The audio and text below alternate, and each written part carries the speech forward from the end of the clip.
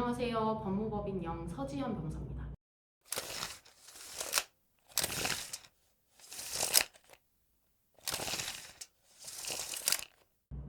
출근을 했는데 검찰이 들이닥쳐서 압수수색 중이다. 이런 경우에 되게 당황하실 수밖에 없는데, 직원으로서 어떤 일을 해야 되는지에 대해서 제가 또 특검 특별수사관의 경험을 비추어서 겪었던 일을 토대로 해서 간단히 말씀을 드릴게요. 첫 번째로는 이제 그 수사팀이 들이닥쳤을 때 당연히 사내 변호사라든지 경영진한테 이 사실을 먼저 보고를 하셔야 됩니다. 제 경험상 여러 군데 압수수색을 나갔거든요. 나갔는데 처음에 진입도 못하게 막는 경우들이 좀 있었어요. 그게 다 이 절차입니다. 이제 직원이 처음에 무슨 팀에서 압수수색 나왔다고 하는데 뭐 몇 명이 왔고 뭐 영장도 누가 들고 왔고 이런 식으로 다 내부 보고를 하고 이제 내부에서 어떻게 대응하는 게 좋은지를 오케이를 한 다음에 문을 열어주거든요. 그래서 처음에는 무조건 이제 이거 어서 오십시오 하시지 말고 사내 변호사라든지 경영진 분한테 이 사실을 바로바로 보고를 하시는 게 좋아요. 전화로 무조건 보고를 하셔야 되고요. 그리고 이제 영장을 무조건 가지고 가게 되어 있어요. 그러면 그걸 기다리면서 수사관한테 그 영장을 한번 보여달라고 하셔도 됩니다. 그러면 보여주게 되어 있거든요. 그래서 영장을 한번 보시고 이제 압수 대상이랑 범위가 뭔지 눈으로 먼저 확인을 하시는 게 좋아요. 그래야지 우리 회사에 어떤 범죄로 몇 층에 무슨 팀에 누구의 PC라든지 누구의 업무 수첩을 이 사람들이 압수수색을 하려고 하는구나, 이거를 알고 대응을 하는 거랑 모르고 대응하는 거랑은 천지차이기 때문에 무조건 눈으로 확인을 하시는 게 좋고요.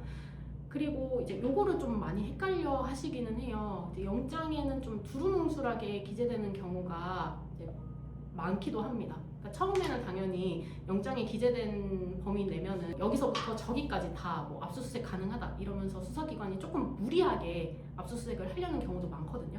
그런 경우에는 이제 뭐 개인 서류라든지 휴대폰까지 영장에 기재되어 있지 않는 것까지 제출할 의무는 없어요. 이제 수사팀에서는 당연히 막 이런 거를 파다 보니까 이것도 있네? 이것도 가져가면 좋겠네? 라고 생각을 할 수는 있지만, 이게 영장에 기재된 범죄 혐의 사실이랑 관련성 있는 범위 내에서만 압수수색이 가능하기 때문에 그 부분을 들어서 좀 이제 임의 제출을 한다든지 관련성이 없는 물건을 가져가려고 할 때는 좀 저항을 하시는 게 좋습니다. 실제로 제가 압수수색을 나갔을 때도 관련성 없는 물건까지 가져가지 마라 이렇게 저항을 하시는 경우가 많았거든요. 근데 그게 틀린 거는 아니에요. 틀린 게 아니기 때문에 이제 수사기관이 들이닥쳤다고 해서 너무 지레 겁먹고 모든 거를 내어주시는 게 이게 전략상 어떨 때는 좋을 때도 있지만, 이게 항상 그 협조를 하고 수능을 하는 게 능사는 아니기 때문에 이 부분도 좀 잘 체크를 해주시면 좋을 것 같아요.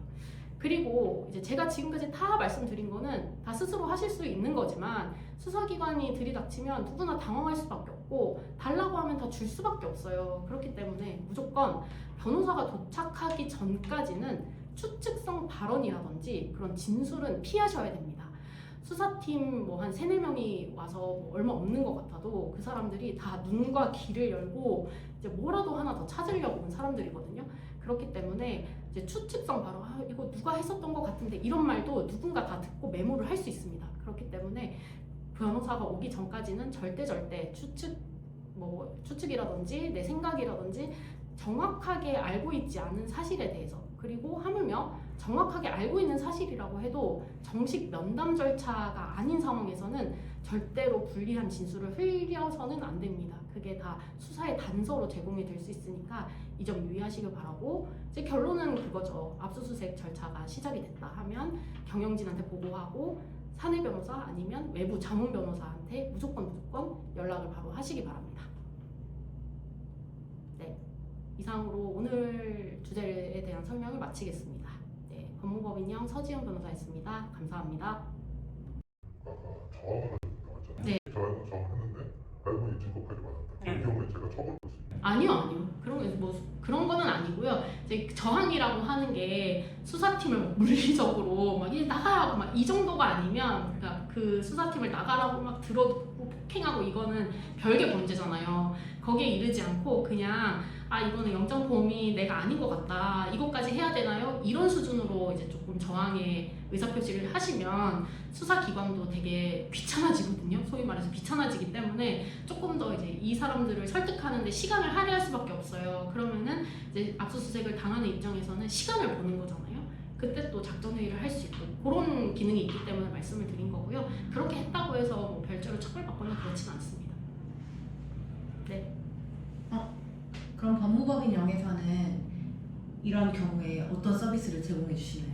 법무법인영에서는 이제 형사 전문 변호사님들이 되게 많이 계시거든요. 그래서 연락을 주시면 저희가 직접 압수수색 절차 현장에 바로 대동을 해서 배석을 하고 압수수색 범위 내에 수사기관이 관련성 있는 물건만 압수수색하는지를 저희가 지켜보고 변호인으로서 입회를 해서 이제 마무리까지 도와드리는 서비스를 하고 있습니다.